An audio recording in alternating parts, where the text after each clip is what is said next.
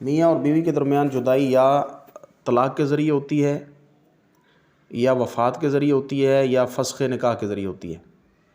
تو اگر طلاق کے ذریعے ہوتی ہے تو شریعت کہتی ہے عورت کو عدت گزارے۔ اسی طرح میاں اور بیوی میں اگر خاوند فوت ہو جاتا ہے تو عورت عدت گزارے گی، اور خاوند جو ہے وہ بیوی کو طلاق نہیں دے رہا اس وجہ سے کہ وہ اس پہ ظلم کرتا ہے، زیادتی کرتا ہے، اس کو مارتا ہے، اس کے حقوق کی ادائیگی نہیں کرتا اور عورت اس کے ساتھ رہنا نہیں چاہتی، تو شریعت یہ کہتی ہے کہ وہ عدالت جا کے اپنا کیس دائر کرے اور وہاں سے خلا لے لے۔ تو اس صورت میں بھی عورت کو عدت گزارنے کا حکم دیا گیا ہے۔ یہ عدت ہے کہ اصل میں عدت مدت ہے جس سے عورت شادی کی وجہ سے اپنے شوہر کی وفات پر یا شوہر نے اس کو چھوڑ دیا ہے یا اس سے حمل ہے، تو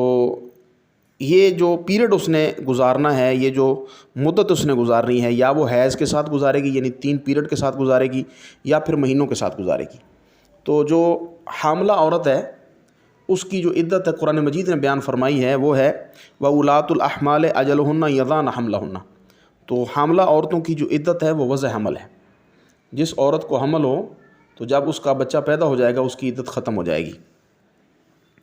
اسی طرح جو مطلقہ عورت ہے جس کو مطلقہ رجیہ کہتے ہیں، یعنی پہلی اور دوسری جو طلاق ہے یہ طلاق رجی ہوتی ہے، تو اگر کسی عورت کو پہلی طلاق دی گئی ہے تو یہ طلاق رجی ہے۔ طلاق رجی کی جو عدت ہے وہ 3 قروء ہے،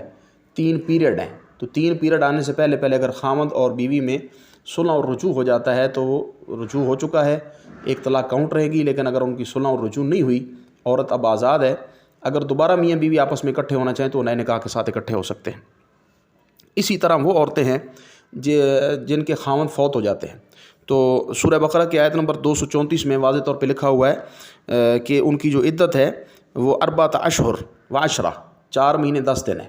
تو یہ سوگ کی اصل میں عدت ہوتی ہے، تو عورت جو ہے وہ جس کا خاوند فوت ہو چکا ہے وہ سوگ کی عدت گزارے گی۔ اسی طرح وہ عورتیں جو ابھی بالغ نہیں ہوئیں لیکن ان کی شادی ہو چکی ہے، یا وہ عورتیں جن کی شادیاں ہوئی ہیں لیکن وہ جوانی کی عمر جو ہے وہ اس کو کراس کر چکی ہیں، یعنی +50 ہو گئی یا +45 ہو گئی ہیں، جن کو مینسز ماہانہ مینسز جو ہیں وہ بند ہو چکے ہیں یا ان کو آتے نہیں ہیں، تو اگر ان کو طلاق ہو جاتی ہے تو قرآن مجید نے ان کی عدت جو ہے وہ پورے 3 مہینے، قمری 3 مہینے، چاند کے حساب سے 3 مہینے جو ہیں وہ عورت جو ہے وہ گزارے گی۔ تو یہ مختلف قسم کی عورتیں ہیں جن کو طلاق ہوتی ہے، ان کی عدت کے حوالے سے خیال رکھنا چاہیے۔ وہ عورت جو خلا کرا لیتی ہے، خاوند کے ساتھ نہیں رہنا چاہتی اور خاوند اس کے ساتھ ظلم و زیادتی کرتا ہے، تو اس کی اگر اس کو ڈائیورس جج دے دیتا ہے، طلاق دے دیتا ہے، تو وہ ایک حیض، ایک مینسز، 1 ماہواری عدت گزار کر جو ہے وہ اپنا نکاح آگے کہیں کرنا چاہے تو کر سکتی۔ اسی طرح وہ عورت جس کا خاوند اس کو وقفے سے تیسری طلاق دیتا ہے، تو تیسری طلاق کے بعد اس کی عدت جو ہے وہ 3 پیریڈ نہیں ہوگی بلکہ 1 پیریڈ ہے۔ اس کو ہم استبراء رحم کہتے ہیں، یعنی یہ معلوم کرنے کے لیے کہ اس کو بچہ تو نہیں ہے۔ اگر اس کو حمل ہے تو پھر ظاہر ہے وضع حمل ہے، اگر حمل نہیں ہے تو 1 پیریڈ جو ہے وہ عدت گزارے گی، اس کے بعد آگے وہ نکاح اپنا کہیں اور کر سکتی ہے۔ واللہ اعلم بالصواب۔